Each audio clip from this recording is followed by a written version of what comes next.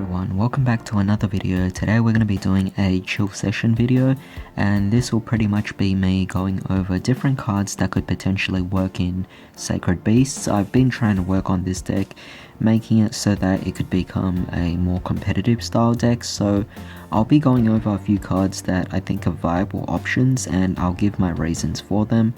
As a result, I'm hoping that this will help reduce the time it takes to do a deck profile.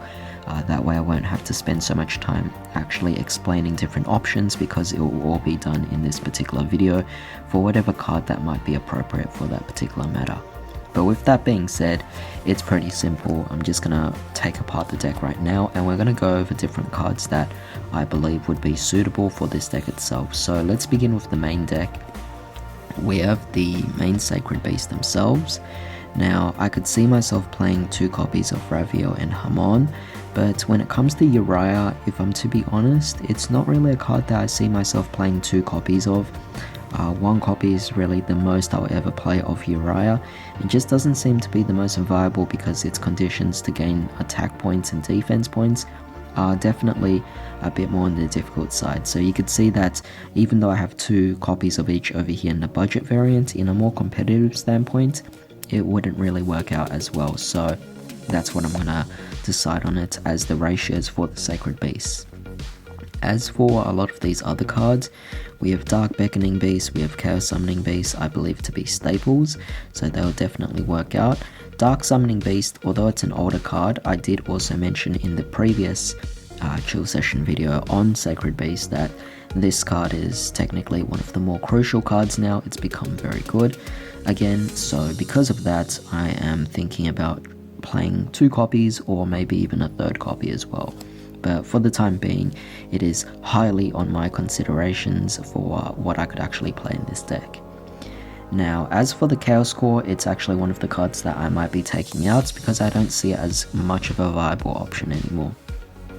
And moving on here, we have Kaijus in general. It doesn't have to be Radiant, but although Radiant would actually be good because it is a dark monster, it allows for you to play Allure of Darkness, and that would definitely work out really well for Radiant.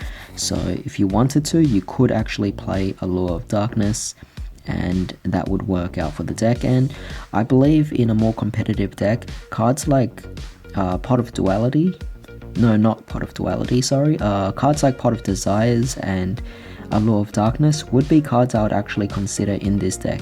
I believe they work out quite well and they would actually make this deck a lot faster and more viable in a competitive standpoint. So that would be quite interesting. And speaking of which, I do actually have a Gamma Seal put on here as well, which would work out quite well. Now, depending on how many Kaijus you want to play in the deck as well, you don't actually have to play just the Radiant. You could play 3 Gamma Seals instead and perhaps add in a trade-in engine, and that would actually work out if you actually wanted to. Though I don't think that the trade-in engine would work because you only play 3 Gamma Seals. Whereas if you play Allure of Darkness, not only do you have Radiant, but you also have the Sacred Beasts themselves as well, which are viable targets for you to actually banish off. So that would be fantastic, though it only works for Raviel. You have here the others that aren't, so a bit unfortunate, but it's fine because we also have all of these other beasts here, which are obviously all dark, so it would work out for the deck to play Allure of Darkness, which I did not have over here, but I will definitely be adding in an Allure of Darkness or 3 copies of it into this deck, as well as Pot of Desires, just to speed things up. However, moving on to spells, there's no doubt that we have to play the Opening of the Spirit Gates, 3 copies for sure, and we are also going to be playing 3 or maybe 2 copies of Cerulean Skyfire. I believe it works out quite well, so that's a no-brainer. As for the Dimensional Fusion Destruction, I believe that only 1 copy is necessarily needed here. The reason why I believe only 1 copy is needed is because you could actually play Verte Anaconda, and Verte Anaconda allows you to actually just search this out. So there's no reason for you to play more than 1 copy of it, because that's all you'll ever actually really need in the deck itself. So that's something I'm kind of a bit certain on as to what I need to play there. Moving on, Fallen Paradise. I believe this is definitely a very crucial card. Either 2 or 3 copies would be quite fantastic. Concealing Light and Mound of the Bound Creator, Field Barrier. These cards I could easily just put aside because they worked in a budget standpoint, but for a competitive standpoint, there is no reason to play any of these cards whatsoever. I don't see any particular purpose in them other than to slow down the opponent in some sort of way, and there's really no reason to do that if you're just delaying the inevitable. We have Hyperblaze here. One of the cards that I'm a bit iffy on because I'm thinking, should I keep this or should I put this away? For the time being, it's gonna be put away, but if I change my mind, I might put it back into the deck, but only at 1 copy. As for Awakening, Awakening has been a card I've been hearing a lot of talk of.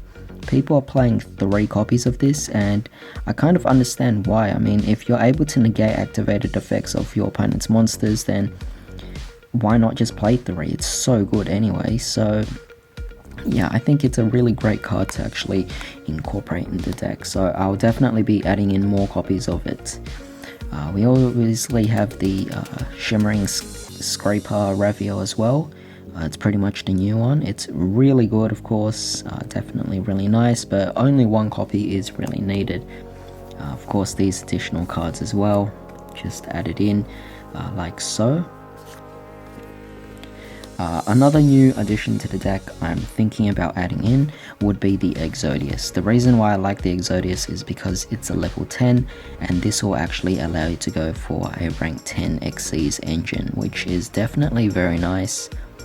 I've tried testing this out before in the past as well, and it's something that in this particular standpoint, playing 2 copies of Exodius would definitely be quite nice. I've seen decks that play only 1 copy, which is fine and all, because I guess you don't want to draw into a second copy and break your hand, but with 2 copies, I think you can get away with it.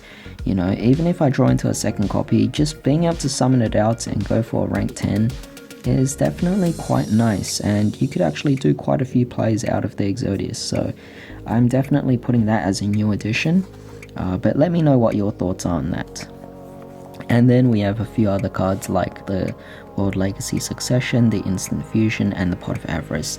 These are cards I think would be very nice as engines, because with the Instant Fusion, to be specific, it can be added with Verte Anaconda again, so that would be very nice if you actually had a Verte Anaconda in the deck itself. So Instant Fusion would bring out your Millennium Eyes, maybe your Thousand Eyes Restrict, and you could take one of your opponent's monsters or prevent monster effects, and then you could just link away into your Relinquish Anima, allowing you to take another monster from your opponent. I think it's just a really, really good engine. I believe that this would be a great addition to the deck if I manage to find the space for it. So we're going to add it in right now and see how things actually turn out. Pot of Avarice is just an additional draw engine to actually add into the deck. However, if you disagree with this, then definitely just let me know, because it's something I wanted to test out, but I wasn't entirely sure whether or not it would work, because you do require 5 monsters to be returned to the deck. It just makes me wonder if I could even get 5 monsters in the grave that easily for Pot of Avarice to be viable, but it's something I'm going to consider for the time being.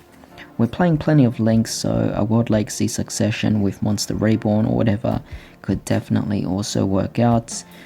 That would be quite fantastic for the deck itself. So these are the main deck options. Of course, I also mentioned that I would be playing Allure of Darkness and Pot of Desires as well. Just gotta find those and then add them into the deck. That would be quite fantastic. If you guys have any other suggestions, definitely let me know, because I'm sure there are many different choices that you could actually try out for Sacred Beast here to make it a more competitively viable deck. So with that being said, let's move on to the extra deck and see what else we could actually add as an incorporated factor for it to make the deck a bit better. So in this particular case, I have over here the new armor tile. This came out in Phantom Rage. I managed to pull 2 copies of these, which is fantastic, though you really only need 1 copy of it to actually work things out. So even though I have 2, I'm going to only play 1 copy of it, and this will give me room to play with a lot of other things in the extra deck itself, which would be quite fun. But for the time being, the armor tile is really fantastic for what it is, and I'm definitely adding it to the deck. But we also have, forget this, but we have the rank 10 engine. So we have quite a big list of cards over here. So we have our Dreadnought Rail Cannon Libe. I actually managed to get 2 copies, right? Yes, I do have 2 copies of Libe, which is fantastic. We also have over here our trains, our rank 10 trains. Also a fantastic amount over here that I could actually go for. And of course we have our spiders, which are all really good. Just quite amazing for what they are. And I believe incorporating an engine like this would be very useful for the deck itself. So just something that is definitely consistent in the deck. You know, I think being able to go for a rank 10 engine is fantastic. It's absolutely wonderful, and yeah, I'll be keen to actually test it out. But with that being said, we also have our regular main cards as well over here. Just 1 copy of each, I believe, would be viable enough. And of course we have the tokens. I did wish I had the original Raviel token. That would be quite fantastic, but for the time being, we just stick to what we have over here. Now, additionally, like I said, I also mentioned the Relinquished engine, where you could actually play Millenniumize, Thousand Eyes Restrict, and then link away into Anima. You could also play Verte Anaconda, which would allow you to also do some other things as well.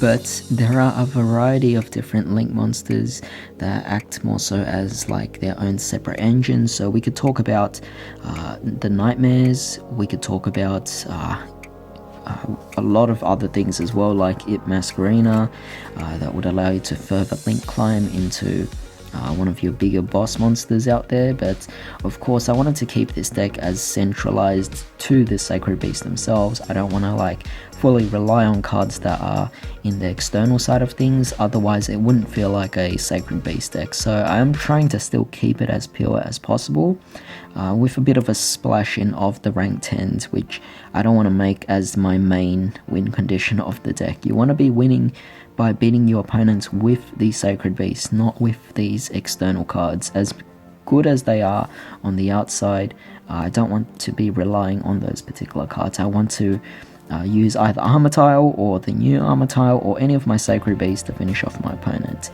But if you guys have any other suggestions for the deck, I am definitely open to taking your suggestions. Just leave them in the comments down below, or contact me through my other social media if you want it to be private. But with that being said, I hope you guys enjoyed this video. If you did, drop a like, share, subscribe, hit the bell notification. I hope you all have a fantastic day. I'll see you all next time.